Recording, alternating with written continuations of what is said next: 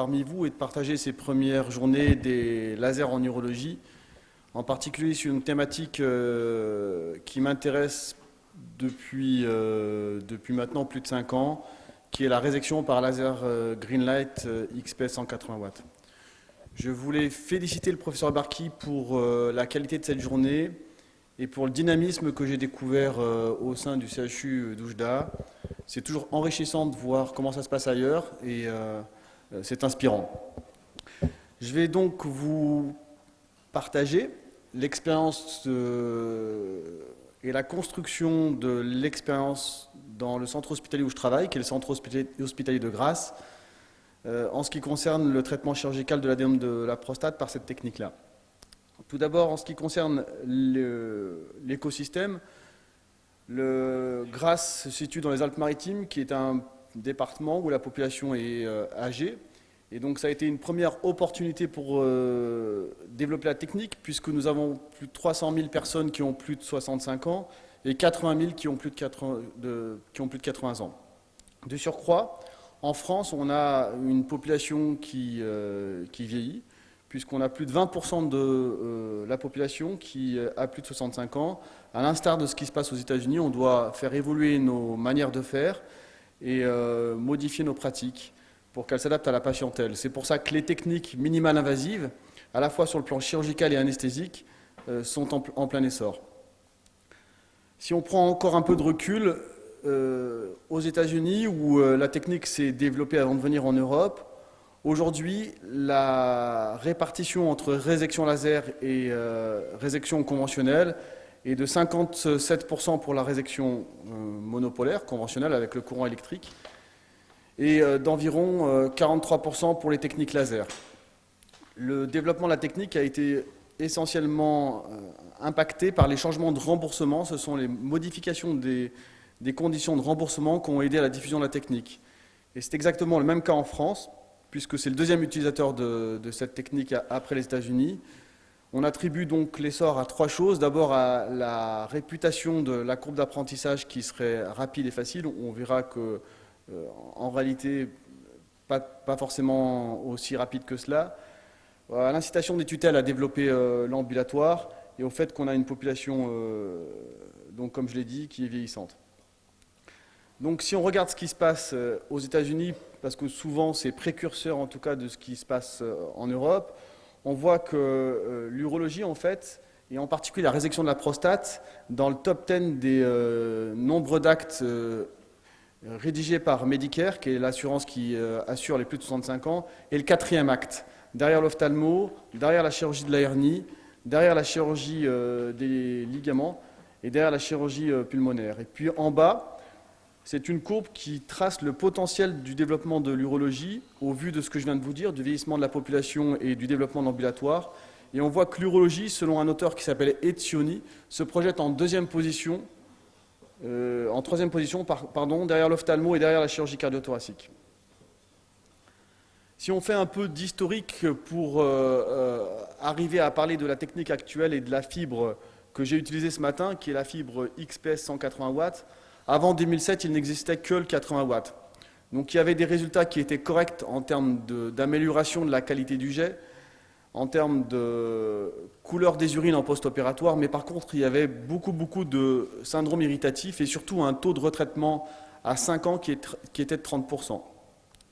Donc la technique n'a pas eu l'expansion qu'elle pensait avoir, et puis il y a eu une amélioration en 2007 sous l'impulsion du laboratoire, sous l'impulsion d'AMS, et une fibre plus puissante à 120 watts qui s'appelle HPS a été créée, ce qui a permis de diminuer le taux de retraitement, parce que cette fibre était 2 fois plus efficace, mais on s'est heurté rapidement à des problèmes techniques de détérioration de la fibre qui fondaient à l'extrémité. Et donc depuis octobre 2010, il y a cette fameuse fibre qui s'appelle XPS, qui peut être utilisée avec plus de puissance, essentiellement par le fait qu'il existe un système de refroidissement, moyennant une perfusion d'une poche, et qui va irriguer l'extrémité de la fibre. Donc la fibre est plus résistante, et on peut traiter plus rapidement de plus grosses prostates. Alors cette fibre est 2 fois plus efficace que la précédente et 3 fois plus que celle de 80 watts. parce qu'elle peut traiter une surface de 0,44 mm² contre 0,28 pour la précédente. Donc l'efficience a gagné non pas en profondeur, mais en surface de vaporisation. Voilà la fibre, la fiche technique de la fibre. Donc il y a un canal qui est situé en bas qui permet l'irrigation au bout de la fibre. Et après c'est une fibre donc, dont la longueur qui permet donc d'utiliser un laser dont la longueur d'onde est de 537 nanomètres, ce qui est complémentaire de l'hémoglobine qui est rouge. C'est pour ça que ce laser-là en particulier a toute l'énergie qui est absorbée par les cellules qui contiennent de l'hémoglobine et donc a une sécurité hémostatique que n'ont pas les autres lasers. Je vais donc vous partager l'expérience et vous expliquer le raisonnement qui a été le nôtre. Donc au-delà des chiffres que je vais vous présenter, cette manière de faire nous a permis de nous auto-évaluer au fil du temps. Nous avons acquis le générateur en juillet 2011. C'est le directeur qui a eu l'audace en fait de parier sur cette technique. Donc il a osé acheter le générateur qui coûtait 150 000 € à l'époque. Et il y avait un frein également lié à l'utilisation des fibres qui sont chères puisqu'elles coûtent 700 € hors taxe. Néanmoins, il a parié et il avait juste contracté avec nous le fait qu'on devait opérer au moins 30 malades. Donc on a commencé à opérer les malades après avoir fait venir le professeur Fournier 2 fois, à 2 reprises. Et puis j'avais la chance de travailler avec Joyce Loeffler, une américaine qui connaissait bien le principe de fonctionnement du 80 watts et qui a aidé à mettre le pied à l'étrier. Tout de suite, on s'est heurté à plusieurs problèmes sur nos premiers patients. D'abord, on avait beaucoup de rétention post-opératoire, on avait des hématuries, on ne savait pas si ça faisait mal ou pas, donc on donnait des antalgiques un peu au pifomètre. Et puis on pensait qu'il y avait un édème qu'on avait du mal à traiter et à anticiper. Et donc on a commencé à discuter, comme je l'expliquais ce matin, avec nos confrères et collègues anesthésistes et à partager nos problèmes. Et c'est ainsi qu'on a pu protocoliser une approche, à la fois de notre côté et du leur. Sur ces 4 cibles, ils ont accepté d'avoir des traitements particuliers. Sur l'édème, soit ils mettaient des anti-inflammatoires non stéroïdiens, ou quand ils étaient frileux par peur de l'insuffisance rénale, ils pouvaient faire un flash de corticoïdes, ou alors on donnait 2 comprimés de corticoïdes lorsqu'on décidait de doter la sonde, et on a dès le départ essayé de doter la sonde très tôt.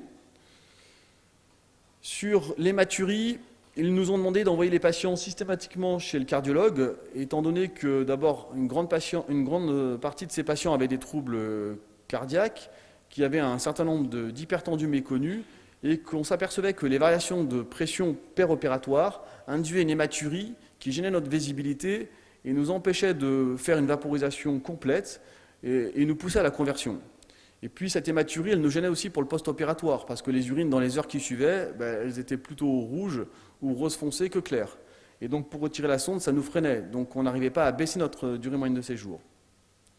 Sur la douleur, ils ont accepté de ne plus donner d'antalgiques morphiniques à titre systématique, à titre spéculatif sur la douleur post-opératoire, parce qu'on a fait des EVA, des échelles de visualisation analogique de la douleur en unité de chirurgie ambulatoire, et on s'est aperçu que cette chirurgie était extrêmement peu algogène, ce qui corroborait des travaux qui avaient été faits antérieurement sur la résection de prostate, et donc il n'était pas utile de mettre, comme il le faisait depuis des années, pendant l'anesthésie, par exemple, une injection de néfopam, le néfopam étant anticholinergique. On s'est aidé également des pharmaciens qui nous ont fait une liste de tous les médicaments à potentiel anticholinergique qui devaient être évités pour ne pas être iatrogènes et favoriser l'hypoactivité vésicale. Donc un protocole a été écrit, partagé avec les gens du CHU, et aujourd'hui à l'origine d'un protocole multicentrique en France où il y a 9 centres qui adoptent ce protocole et essayent de faire du descendage précoce à J0. Donc ça, c'est la liste des médicaments classés entre très anticholinergiques, peu anticholinergiques ou pas du tout, disponibles au bloc opératoire. Sur la méthode opératoire, en fait, on a pris la technique de Malek, qui est la technique initiale, reproductible, donc en partant du trigone, en descendant vers l'apex. Le but étant essentiellement de bien voir, de faire en sorte qu'il y ait un chenal qui puisse permettre aux bulles de s'échapper. Et une fois qu'on a une bonne visibilité, on peut faire 2 sillons à 5 heures et 7 heures. et grignoter les lobes latéraux comme ce matin, de bas en haut, puis pour finir le lobe médian. Parfois, quand il existe un gros lobe médian, on est obligé de commencer par le lobe médian pour créer ce chenal dont je vous parlais. L'objectif étant d'obtenir en fin d'intervention donc une loge bien évidée, où on voit le fond de la vessie quand on est au-dessus du verrou. Pendant les 30-50 premières interventions, comme le recommandait le professeur Fournier, on a réalisé nos photovaporisations sous contrôle d'une échographie endorectale qu'on mettait en place avant l'intervention, ce qui a permis essentiellement de nous rassurer par rapport au risque de perforation du rectum. Et puis au final, on a abandonné cela une fois qu'on avait, j'oserais dire, plus le compas dans l'œil. Et c'est après que est sorti un papier sur les perforations rectales favorisées par cette manœuvre-là. Donc elle est utile au départ, mais il y a quand même des cas de complications graves induites par cette approche. Donc on a inclus tous les patients qui avaient une indication chirurgicale d'adénome de prostate, en excluant toutefois ceux qui avaient des combinaisons d'antiagrégants, ceux qui étaient des neurologiques vrais, paraplégiques et gestes associés. Et donc la moyenne d'âge était de 68 ans, les prostates étaient de taille moyenne, 50 grammes. Et au départ, on s'est aperçu qu'il valait mieux commencer par des petites prostates pour la courbe d'apprentissage que de se lancer tout de suite dans des prostates volumineuses de plus de 80 grammes. Pour le PSA, dès lors que le PSA était à plus de 4, on faisait des biopsies de prostate pour éliminer une néoplasie sous-jacente, puisqu'il n'y a pas d'histologie avec cette technique. On avait 20% de nos patients qui étaient en sonde. J'ai marqué les valeurs des scores IPSS et du débit maximum donc, qui étaient altérés. Et on avait 26% de nos patients qui étaient sous antiagrégants. Cardégique 75, on continuait. Les autres, on arrêtait. Et les anticoagulants, on les arrêtait avec relais par l'Ovenox.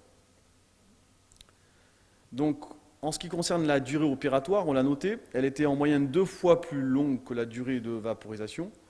L'énergie délivrée au total a été de 240, ce qui correspondait à une valeur un peu inférieure à 4 kJ par gramme de prostate. Et on a utilisé une seule fibre dans 91% des cas. Deux fibres dans 8% des cas, c'était essentiellement lié à des mauvaises manipulations, comme j'expliquais ce matin. Quand on chauffe trop le bout de la fibre en s'acharnant, par exemple, sur une coagulation, la fibre, inévitablement, elle chauffe. Et il y a un cut-off qui se produit. Et la fibre n'est plus utilisable, il faut changer de fibre. On a converti dans 4,5% des cas, essentiellement sur la première année, sur les 100 premiers malades. C'est là où on a progressé sur la gestion de l'hématurie hyperopératoire. On a mis les patients en lavage dans 10% des cas et on n'a eu aucun cas de TURP syndrome comme avec la résection monopolaire. Au total, les patients ont eu une durée de sondage dans l'immense majorité de 95%, descendait au bout de 2 jours. Et la durée d'hospitalisation post-opératoire qui en découle a fait que 86% des patients pouvaient sortir au premier jour et 6% au deuxième jour. Quoi qu'il en soit, bien mieux que ce que l'on avait avec les autres techniques conventionnelles, la résection monopolaire et l'adénomectomie voie haute pour les grosses prostates. Sur les complications qu'on a eues, on a eu des complications mineures, grade 1 ou 2, essentiellement fait de rétention aiguë d'urine à l'ablation de la sonde dans 12% des cas. Et puis il y a eu quelques cas de transfusion, essentiellement des patients qui avaient des antécédents d'anticoagulants, quelques cas de décaillotage, quelques cas de prostatite, de brûlure urétrale et d'infection urinaire. On a eu une complication grave qui était une fistule vésicale, diagnostiquée à l'ablation de sonde, à J0. Le patient a fait une péritonite par suffusion en fait, de l'urine sous le col. L'urine est remontée en sous-péritonéal. Il a eu mal toute la nuit. Elles ont fait des bladder scans. Elles ne trouvaient pas de globe. Et j'ai fait un scanner et j'ai vu qu'il y avait une péritonite urineuse. Simplement le fait de mettre une sonde plus de l'azilixie a permis de régler le problème. À 3 mois post-op, on avait une amélioration notable des scores symptomatiques. Donc moins 68% pour l'IPSS. Le débit maximum, lui, avait pris 15 points, plus 171%. Le résidu post-mictionnel a diminué et le PSA avait diminué de 61%. Et dans les divers papiers, il est recommandé, enfin il est conseillé d'avoir un PSA qui a une décroissance entre 50 et 70% en post-opératoire à 3 mois. Ça serait un indice de la qualité de la résection. Sur le plan de la sexualité, c'était difficile d'apprécier correctement nos patients parce qu'il y a des facteurs de risque de dysfonction érectile intriqués, parce qu'il y a des hétérogénéités sur les questionnaires que l'on peut utiliser. Mais la majorité de nos patients, en tout cas, ont eu, comme annoncé en préopératoire, une éjaculation rétrograde. Au fur et à mesure de l'expérience, on s'est aperçu qu'en respectant le centimètre au-dessus du virus autonome, on pouvait tendre à avoir moins d'éjaculation rétrograde. On a eu des signes irritatifs dans environ 30% des cas, comme il est écrit dans le reste de la littérature, et pas plus pour autant que dans les essais comparatifs avec la résection de prostate, mais qui ont duré jusqu'à 6 mois. En tout cas, pas d'incontinence à 1 an, même si elle pouvait être présente pendant les quelques premières semaines. Donc dans la discussion, il existe des complications mineures qui sont décrites dans la littérature, qui sont effectivement fréquentes. 33% dans l'essai comparatif de Lukacs publié dans European Urology de juin 2012, 28% pour Bouchier-Hayes publié dans un journal anglais, et avec des fréquences à peu près équivalentes pour la résection monopolaire. Quoi qu'il en soit, à 1 an, l'incontinence disparaît complètement dans les deux cas, avec probablement un peu plus toutefois de syndrome irritatif versus la résection monopolaire. La dysurie est curieusement fréquente le premier mois, avec 30% pour bruyère, puis disparaît ensuite au fil des 2 mois suivants. Les complications rares et graves ont néanmoins été décrites. Il y a eu 3 fistules prostato-symphysaires après Greenlight, mais il y en a également qui ont été décrites après résection monopolaire de la prostate. En général, elles sont de diagnostic plutôt tardif, à J28. Elles pourraient être induites par une nécrose secondaire, puisque en fait, la zone de dévascularisation liée à l'effet laser pourrait être supérieure à ce qui est dit, ce qui est présenté par les fiches techniques. Des échographies de contraste ont montré en évidence qu'il y avait une épaisseur qui pouvait atteindre 1 cm de zone dévascularisée. Donc, ce qui peut expliquer les fistules secondaires en antérieur. Ces fistules étaient souvent associées à un urinome et ou une ostéite, avec un problème de rétention aiguë d'urine. Et quand le diagnostic est tardif et que l'ostéite est constituée, le traitement peut être complexe, associant prostatectomie totale élargie ou fermeture avec des lambeaux de muscles gracilis, comme dans le cas de l'équipe de Grenoble l'an dernier. Et il est curieux de constater que dans 2 cas sur ces 8, on avait des candiduries à candida albicans. Pour les autres complications rares et graves, il y a eu des perforations rectales, 4 perforations rectales, essentiellement de mécanismes expliqués par la mise en place de la sonde d'échographie dont je parlais tout à l'heure. Les détracteurs de cette technique peuvent dire qu'il n'y a pas d'histologie, c'est vrai, il n'y a pas d'histologie. C'est pour ça qu'il est fondamental de bien screener les patients avant de les proposer pour une photovaporisation. Donc le dépistage doit être individuel pour les 50-75 ans avec biopsie systématique dès lors que le PSA est à 4. C'est ainsi que l'on faisait. Mais on dit qu'il n'y a pas d'histologie. L'adénocarcinome qui est diagnostiqué sur les copeaux de résection, finalement, il n'est pas très fréquent. Et dans l'immense majorité, il est à un stade où il ne va pas entraîner de mortalité, un stade T1A. La courbe d'apprentissage n'est peut-être pas si facile que ce que l'on veut en dire. C'est facile de commencer et de finir le geste. Mais par contre, pour obtenir une durée moyenne de séjour courte, c'est-à-dire descendre le patient à J0 ou à J1 avec un bon résultat émissionnel, avoir un PSA qui est diminué entre 50 et 70%, avoir donc une durée d'hospitalisation qui est courte, pour Misrai, dans le World Journal of Urology d'avril 2014, il faut au moins 100 interventions. Et pour obtenir à peu près une dose d'énergie de 5 kJ par cc de volume de prostate, il faut 75 interventions. On parle d'expertise à partir de 150 interventions en moyenne. Sur les aspects médico-techniques, il y a une étude qui démontre que le coût est moindre de 20 à 22% par rapport à la résection de la prostate, mais les conditions de remboursement diffèrent en fonction des pays. Et donc c'est difficile d'avoir une vraie réalité de terrain. Ce qui est sûr, c'est qu'aux États-Unis, au Canada, en Australie et en Suisse, le coût du green light est globalement moins cher par rapport à la résection de la prostate. En conclusion, il y a de bons résultats préliminaires avec une sécurité hémostatique, une vitesse de traitement qui, au fil du temps, devient équivalente quand on a fait une centaine d'interventions à la RTUP, et l'ablation de la sonde à demeure est possible dans 95% au premier jour.